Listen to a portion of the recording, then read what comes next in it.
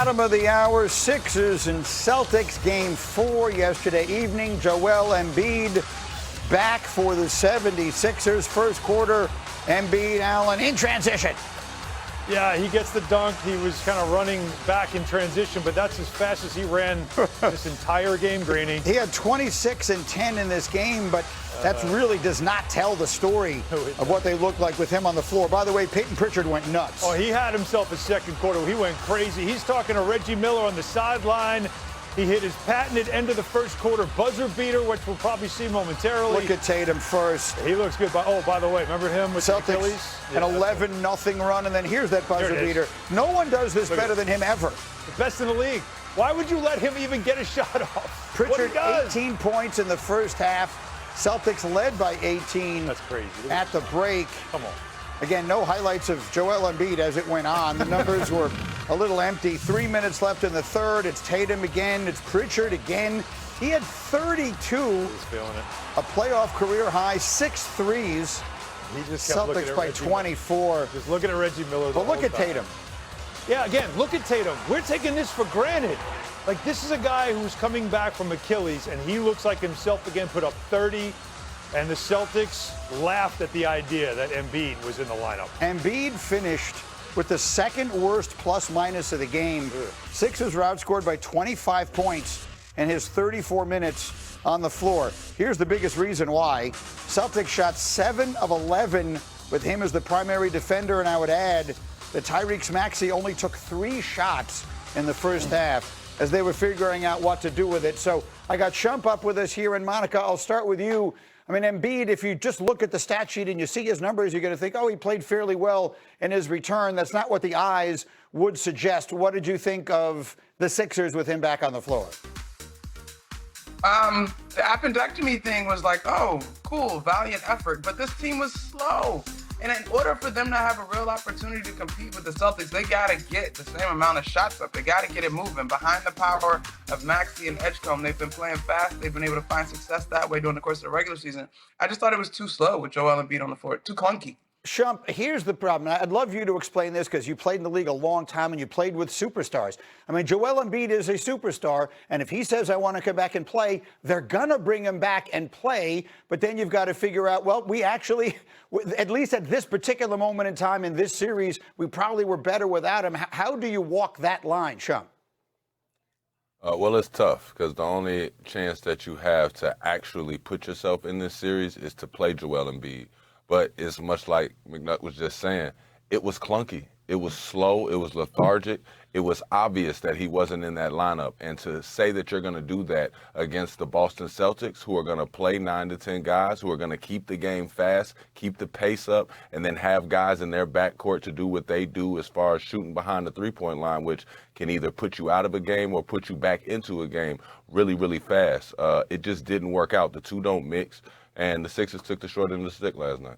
Listen, in this league where we complain so much about players and availability, you cannot criticize a player for making himself available to his team in the playoffs. With that being said, why did he need to start? Why did he need to be in the starting lineup of a team that offensively was not having any problems? Their backcourt was playing fast. Bring him off the bench. Let him come in, ease his way in. Why did you have to take all the shots, more shots than anybody on the team? You haven't played in weeks. Your team did not need any of that. You know what they needed? They needed a rebound, Greeny. Yeah. They needed a rebound. They had 0 offensive rebounds in the first half. They were not shooting the ball well. He ruined everything, and that was not his intent. That's why, Shump, I was asking you the question, because Alan and I were having this conversation before the show, and I get what you're saying. It's maddening to watch. If you're Embiid and if he says, I want to come back and I want to start, like, who's telling him, no, big fella, like, I know that you're our franchise and that you're here for 3 more years, but we need you to ease your way back in because we're playing better with that. Like, how do you handle that going forward now? Well, I think Joel Embiid is such a player in this league that you have to give him the nod and start him. But I do agree with Allen, when you start to see an offense that's slowing down like that, even though it was encouraging. I know it's very encouraging to see Joel Embiid start cheering the crowd on. He was telling them, give me more, and, walking, doing his usual 1-2. That's good to see. But I would have thought it would have been alarming in the first half to sit there and say, Maxey only has 3 shots. He's not really getting going. He's not in the flow. He's not getting to different spots on the floor to make other people weapons. It kind of was pass and stand around to see what the next guy can do. They got to stay away from that if they want to have any sort of cohesion to keep this series alive. And oh, by the way, while Peyton Pritchard was having the game of his life, Monica, Jayson Tatum just continues to look ridiculously good. What are you seeing in him and them now 4 games into these playoffs? He is, first of all, he's already been a great player in the league, but he's getting more and more confident in this calendar year with the return and less than 20 regular season games under his belt. But the double-double last night or yesterday afternoon, the 3-point shooting, I mean, his ability still to lock in as a defender, he just looks more and more confident. And Greeny, we talked about this after game 1. And yes, the Sixers did win a game. But in fact, I would argue that this series has represented the extended ramp-up. He's gotten better in my mind game to game. And it's not always based on the final box score, but as you watch him physically, he looks more and more like himself. Quick on Tatum. Well, Tatum, it's just good to see him where he is right now. And the Celtics, they're really starting to look like that team from 2 years ago that won a championship. They are a dangerous team. And I just still can't get over the Joel Embiid thing. I cannot. If you're in Philadelphia, you're not losing your mind about this. They went after him defensively. They embarrassed him. He didn't know the rotations defensively. How do you give away a playoff game like this against Boston? This series is over. All right, we will have, let's set aside some time to get back to that because obviously it's. And I had an open layup for 50. And what happened? Magic fans were cheering to go lay the ball up. Yeah. I thought about it, but I understood the unwritten rule. James Posey, his guard mate, he runs up beside him and said, I love you to death. You go lay this ball up, I'm laying you out. So it was one of those things that you understand. Like, we've all been through it, but, it is what it is. It felt like this was a boiling over, though, a little bit, T-Mac, of just the emotions from Joker. He really hasn't been able to find his groove. He's shooting at 39% from the field. On the season, it's been 52%. Everything has been difficult for him offensively. I'm just curious why. Like, what have the Timberwolves figured out? Well, give all the credit to Rudy Gobert, man. I mean, we got, 3-4-time player of the year. And before I was even in question, how this guy got all these defensive player of the years. Like, I haven't seen it. Well, let me tell y'all, I'm seeing it in this series against one of the best offensive players that we've seen.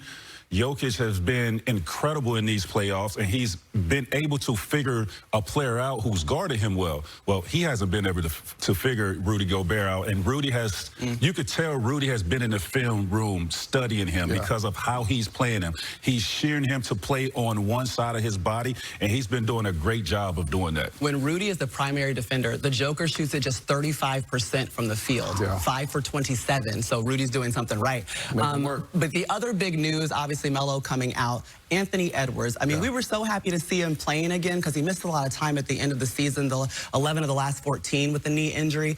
Now he's dealing with the other knee, a hyperextension, a bone bruise, and what that means for the Timberwolves and Ant-Man himself. Well, Ant-Man, it got to be frustrating to him mentally because he just came back. He worked his way back from another knee injury, and he's been playing well. He got that team rolling. He got that team confident. They went into Denver and took a win on the road, and he got them boys talking and walking, backing it up. So that win goes to tell you they have a really good team, basketball team.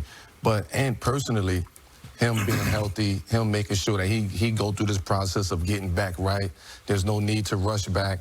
I understand this is playoff basketball, but a hyperextended knee, I've dealt with that before in the playoffs, actually against Minnesota. Really? And it's just not something you want to play, but... Did you? What'd you do? I tried to play, and I just couldn't get it done. Shut it down. Right now, Ant, just take your time, get healthy, shut it down, and make sure your body is right. Yep. Okay, yeah, and not enough could be said, by the way, about Ayo and what he was able to do last night. That was more than impressive. We didn't have enough time. We didn't even have enough time, but listen, shouts out to you. He deserves it, though. You deserve it, okay? He helped that